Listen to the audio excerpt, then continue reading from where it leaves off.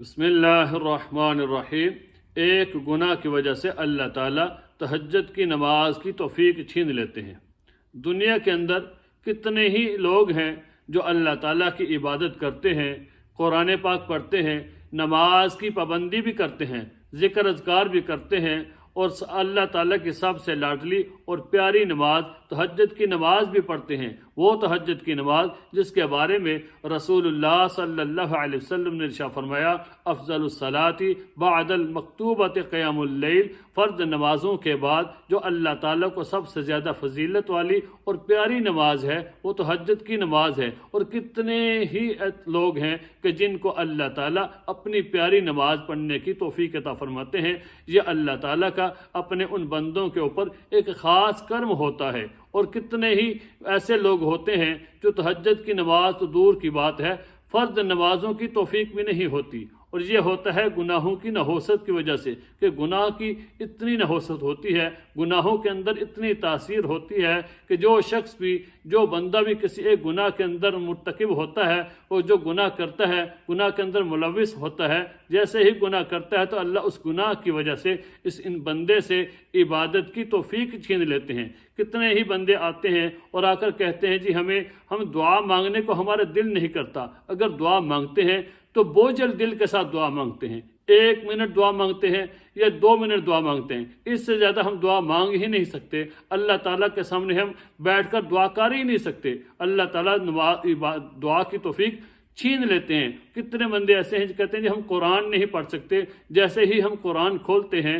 تو ہمارے سر میں درد شروع ہو جاتے ہیں۔ اور کتنے ہی ایسے لوگ ہیں جو کہتے ہیں کہ ہم نماز کے لیے مصلی پر کھڑے ہوتے ہیں اور ہمیں سمجھ ہی نہیں آتا کہ ہم نے 1 رکعت پڑھی ہے، 2 پڑھی ہے، نیند کا غلبہ ہو جاتا ہے۔ اللہ تعالیٰ عبادت کی توفیق چھین لیتے ہیں۔ اللہ تعالیٰ عبادت کے اندر جو مزہ ہوتا ہے، جو حلاوت ہوتی ہے، اللہ تعالیٰ اس بندے سے اس گناہوں کی وجہ سے، گناہ کی نحوست کی وجہ سے عبادت کی توفیق چھین لیتے ہیں۔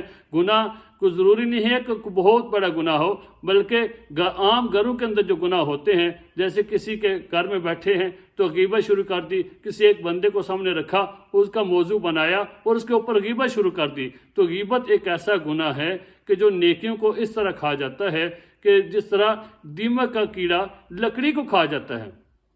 وہ گناہ ایک چغلی بھی ہو سکتا ہے، وہ گناہ کسی کے بارے میں بدگمانی بھی ہو سکتا ہے۔ کسی ایک گناہ کی وجہ سے اللہ تعالیٰ قرآن کی توفیق چھین لیتے ہیں، عبادت کرنے کی توفیق چھین لیتے ہیں، نماز پڑھنے کی توفیق چھین لیتے ہیں، اور عبادت کے اندر جو مزہ ہوتا ہے وہ اس عبادت کے اندر مزہ نہیں آتا۔ انسان بوجھل دل کے ساتھ اللہ کی عبادت کرتا ہے۔ سفیان ثوری رحمۃ اللہ علیہ ایک اللہ تعالیٰ کے بہت بڑے بزرگ بندے ہیں، بہت بڑی ہستی ہے، جن کی باتوں پر عمل کر کے لاکھوں لوگوں نے فائدہ اٹھایا۔ وہ فرماتے ہیں کہ ایک دفعہ میرا گناہ کرنے کا ارادہ نہیں تھا، کوئی اتفاقاً مجھ سے یہ عمل ہو گیا، اور وہ عمل یہ ہے کہ میں نے دیکھا کہ ایک نوجوان جو ہے وہ اللہ تعالیٰ کے سامنے ہاتھ اٹھا کر دعا مانگ رہا ہے اور اس دعا کے اندر وہ رو رہا ہے۔ تو فرماتے ہیں کہ میرا کوئی ارادہ نہیں تھا گناہ کرنے کا، نہ ہی میں نے، بس اتفاقاً مجھ سے یہ ہوا کہ جیسے ہی میں نے اس نوجوان کو دیکھا کہ وہ رو رہا ہے تو میرے دل میں یہ خیال پیدا ہوا، یار یہ بندہ تو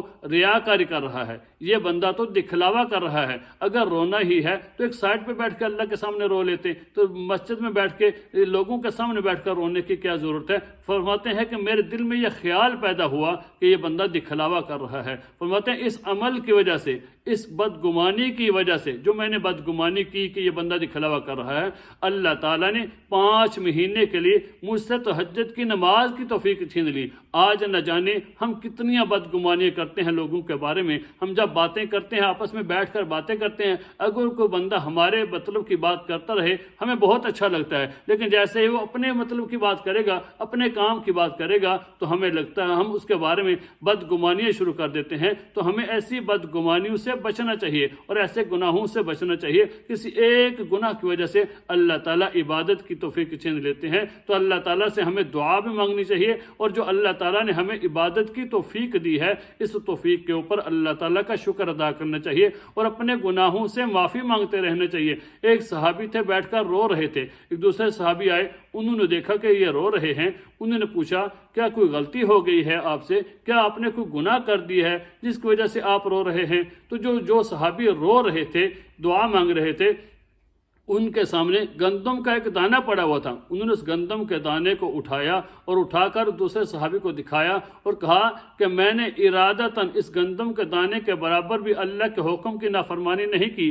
میں نے کوئی گناہ نہیں کیا اور نہ ہی میں گناہوں کی وجہ سے رو رہا ہوں، بلکہ میں تو اس وجہ سے رو رہا ہوں کہ جو اللہ نے عبادت کی توفیق دی ہے، جو اللہ نے کلمے والی زندگی دی ہے، جو اللہ نے ہمیں کلمہ دیا ہے، جو اسلام دیا ہے، میں اس وجہ سے رو رہا ہوں کہ مجھے پتہ نہیں ہے کہ موت تک یہ میرے پاس محفوظ رہے گا یا نہیں، موت تک میں اس کے اوپر باقی رہوں گا یا نہیں. میں تو اس وجہ سے رو رہا ہوں. تو ہمیں بھی آج کل جو حالات چل رہے ہیں پتہ نہیں چلتا کہ اگلے وقت میں کیا ہو جائے. تو ہمیں اللہ تعالیٰ کا شکر ادا کرنا چاہیے کہ جو اللہ تعالیٰ نے ہمیں عبادت کرنے کی توفیق دی ہے، ہمیں مزید اللہ تعالیٰ کی عبادت کرنی چاہیے. اور اس کے اوپر جو پہلی ہم کر رہے ہیں، نماز پڑھ رہے ہیں، قرآن پڑھ رہے ہیں، اللہ کا ذکر کر رہے ہیں، اس کے اوپر ہمیں اللہ تعالیٰ کا شکر ادا کرنا چاہیے. کیونکہ حدیث پاک کے اندر آتا ہے، حضور صلی اللہ علیہ وسلم نے شاہ فرمایا، قرب قیامت ایک وقت ایسا بھی آئے گا کہ صبح کے وقت جب ایک مومن اٹھے گا، ایمان والا ہوگا،